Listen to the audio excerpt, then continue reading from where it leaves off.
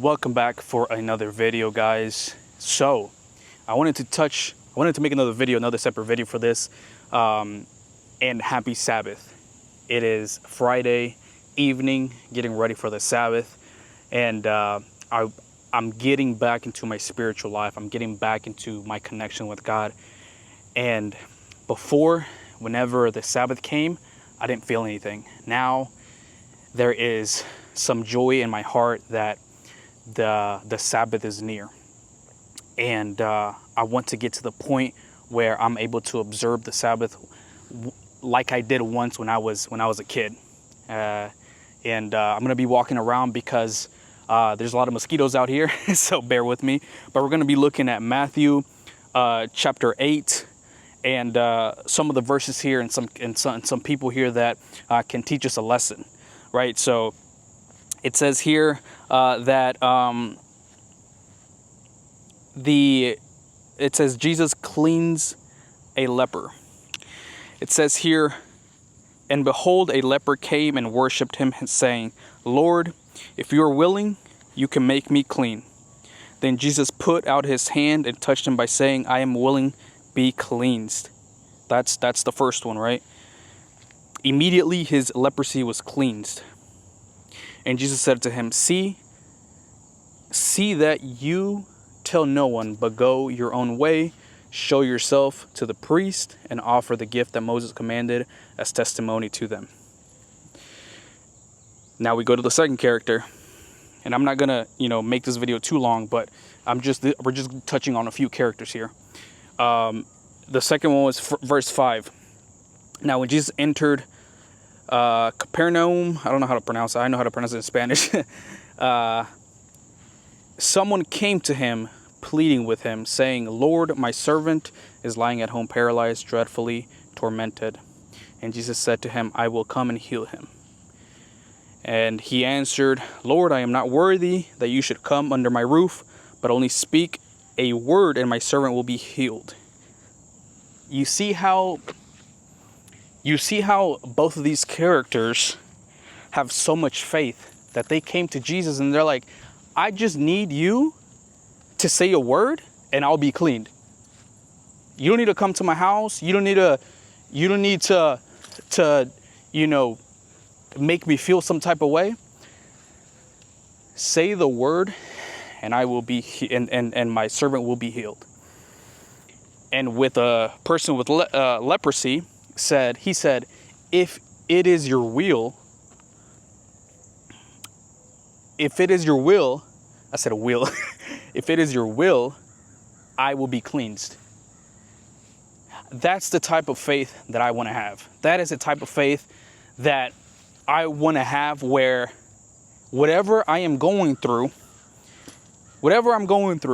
I can tell Jesus, "Hey, Jesus, I need you to take this problem that I have, and it's on you. I'm not going to worry about anything because it's in your hands now." I want to have that faith. I want to have that confidence that anytime I go to Jesus, he is going to do what he wants to do with my life. Sometimes and there's a popular saying, "Jesus, take the wheel." But in reality, do we want Jesus to take the wheel? Do we want Jesus to take the wheel? Because sometimes we want it to be our way. Sometimes we want it to be just our way, and we won't accept Jesus's or God's will. Sometimes we want somebody to be healed, but sometimes that's not God's will. Are you willing to accept it? Are you willing to literally have God take the wheel? Because sometimes you might not like what he's going to bring to your life, but he knows what's best for you. So that's something to think about, right? And then it says here, "Assuredly, I say to you, I have not found such great faith, not even in Israel.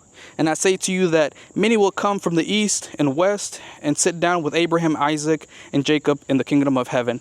But the sons of the kingdom will cast out in outer darkness. There will be weeping and gnashing of teeth." And then he told the guy that came because his servant was paralyzed, and he said, "Go your way, as you have believed, so let it be done for you. And I was going to touch on another character that, where's it at?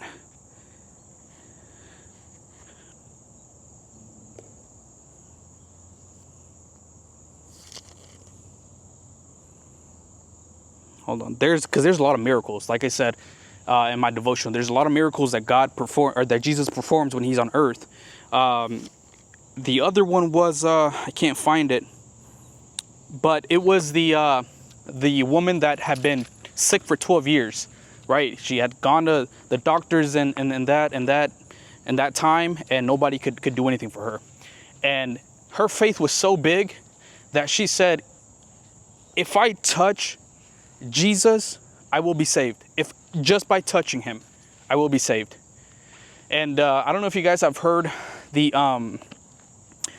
Pastor Rojas. He makes an illustration where at the time of this woman reaching out to Jesus, he was probably in a mob, in a crowded area where he was being, pushed, shoved, or, just, how you're in a crowded area, everybody's like pushing each other or whatever. And Jesus says, who touched me? And, and the crazy thing about that is everybody was touching him, but this touch was different because Jesus said, there was power that left me. So that means that he had healed somebody. The faith had healed that woman. So I want to, man, like I said, I just want to have that faith. I just want to have that confidence. I just want to have that relationship with God, right? And as the Sabbath comes to us, let's remind ourselves that the only way to get that close to God is having a relationship with him. It's all about love. It's all about love. Get close to God and everything else will fall in its place. Don't worry about religion. Don't worry about churches. Don't worry about this and that. That will come. That will come. The important thing is, what is your relationship with God looking like? Because once you start having a relationship with God, he will let you know what things that you need to leave behind. He's going to tell you what you should be doing, which church, which whatever you should be following. But you have to start with loving God first. Anyways, it's about to rain. We'll see you guys in the next video.